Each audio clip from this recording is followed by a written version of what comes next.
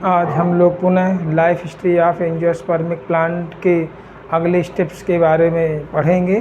तो यहाँ पर इसमें ये बताया जा रहा है कि पॉलन ट्यूब हमारी जो है वो किस प्रकार से एम्ब्रियो सेक के अंदर प्रवेश करती है। जैसा कि हम लोग पहले ही पढ़ चुके हैं कि फीमेल रिप्रोडक्टिव ऑर्गन्स गाइनीशियम के अंतर्गत 3 भाग होते हैं, स्टिग्मा, स्टाइल और ओवरी। और ओवरी के अंदर होता है ओव्यूल्स और ओव्यूल्स के अंदर होता है एम्ब्रियो सेक। तो जैसा कि यहाँ पर एम्ब्रियो सेक का चित्र यहाँ पर ये बना दिया गया है। ऊपर की ओर यहाँ पर एंटीपोडल ऑपरेटस, ये एंटीपोडल ऑपरेटस में यहाँ पर एंटीपोडल सेल्स 3 होती हैं।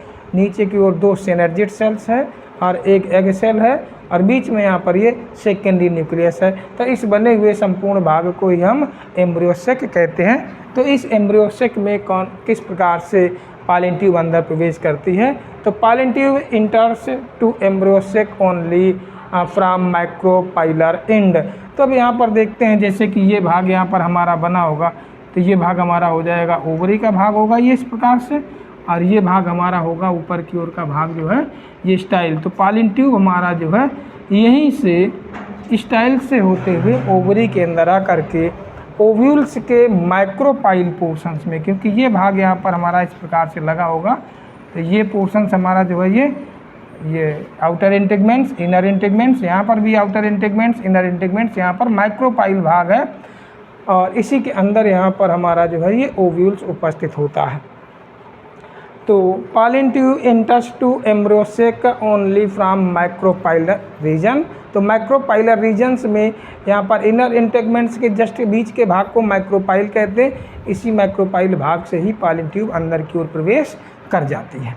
दूसरा पॉइंट यहाँ पर through between egg cells and 1 synergid cells. Pollen tube 2 synergid cells के जस्ट बीच से और एक सेल को साइड करते हुए पॉलन ट्यूब यहाँ से अंदर प्रवेश कर जाएगी। अगला पॉइंट है यहाँ पर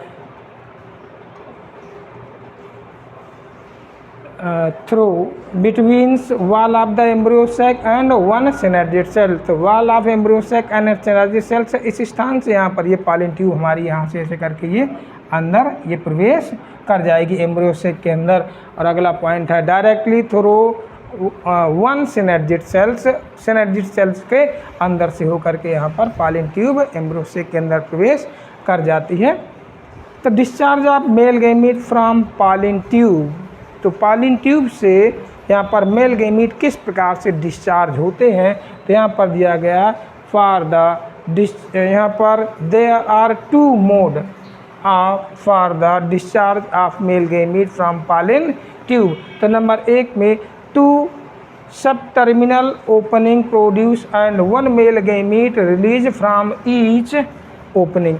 तो ये पॉलन ट्यूब यहाँ पर हमारा जो है ये पॉलन ट्यूब है, ये पॉलन ट्यूब ऐसे करके यहाँ पर 2 भागों में 2 ब्रांच में डिवाइड हो जाती है और प्रत्येक के सिरे पर एक एक होल हो जाता है। तो एक से मेल गैमीट यहाँ पर निकल आता है और एक से मेल गैमीट यहाँ पर निकल आता है। एक मेल गैमीट कहाँ पर चला जाएगा, सेकेंडरी न्यूक्लियस के साथ में, और एक मेल गैमीट एग सेल के साथ में फ्यूजन कर लेता है।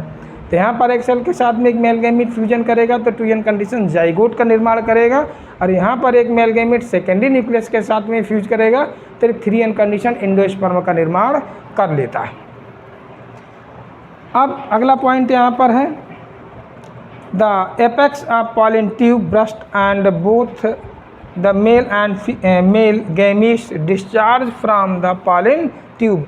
अब एक कंडीशन ऐसी यहाँ पर आएगी कि ये पूरा का पूरा भाग हमारा जो है ये पॉलन ट्यूब ऐसे करके यहाँ पर अंदर आएगी। इस पॉलन ट्यूब की टिप पोर्शन पर एक होल हो जाएगा, तो एक मेल गैमीट निकलेगा वो सेकेंडरी न्यूक्लियस के साथ में। तो पहला वाला जाएगा वो जाएगा यहाँ पर एग सेल के साथ में, दूसरा वाला जो निकलेगा वो जाएगा सेकेंडरी न्यूक्लियस के साथ में फ्यूजन करेगा।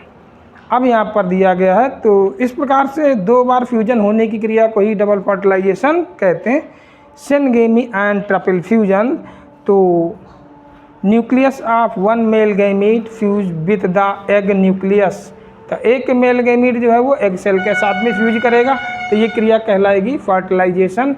और दूसरा मेल गैमीट सेकेंडरी न्यूक्लियस के साथ में फ्यूजन करेगा, तो 2 मेल गैमीट 2 बार फ्यूजन कर लेते हैं। इस प्रकार की क्रिया को कहते हैं डबल फर्टिलाइजेशंस। अब इसी के बाद में नोन एज सिनगेमी। तो male and female sex cells male gamete and एक सेल के फ्यूजन को ही सेलगेमी कहते हैं। Nucleus of other male gametes fused with polar nuclei or secondary nucleus known as triple fusion. Fertilisation is twice so it is called double fertilisations. तो 2 बार male gamete के फ्यूजन होने की क्रिया को ही डबल फर्टिलाइजेशंस कहते हैं।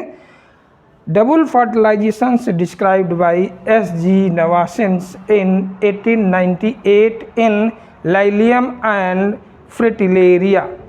ये 2 पौधे यहाँ पर पाए जाते हैं। तो नवासिन नामक वैज्ञानिक ने 1898 में डबल फर्टिलाइजेशंस की खोज की थी। तो डबल फर्टिलाइजेशन होना बहुत ज़रूरी है, क्योंकि बिना डबल फर्टिलाइजेशंस के इंडोस्पर्म का निर्माण नहीं होगा। और इंडोस्पर्म का मेन कार्य होता है कि बढ़ते हुए जाइगोट को या विकसित होते हुए एम्ब्रियो को पोषक पदार्थ प्रदान करना। तो इसलिए इंडोस्पर्म बहुत आवश्यक है। जिन पौधों में इंडोस्पर्म नहीं विकसित हो पाता है उन पौधों का जाइगोट एम्ब्रियो के रूप में परिवर्तित नहीं हो पाता है। तो इसलिए एम्ब्रियो का डेवलपमेंट होने के लिए डबल फर्टिलाइजेशंस की बहुत आवश्यकता है। तो आज के इस टॉपिक में इतना ही। इसके बाद अगले टॉपिक में फिर और आगे इस चैप्टर के अगले टॉपिक के बारे में बताया जाएगा। तब तक धन्यवाद।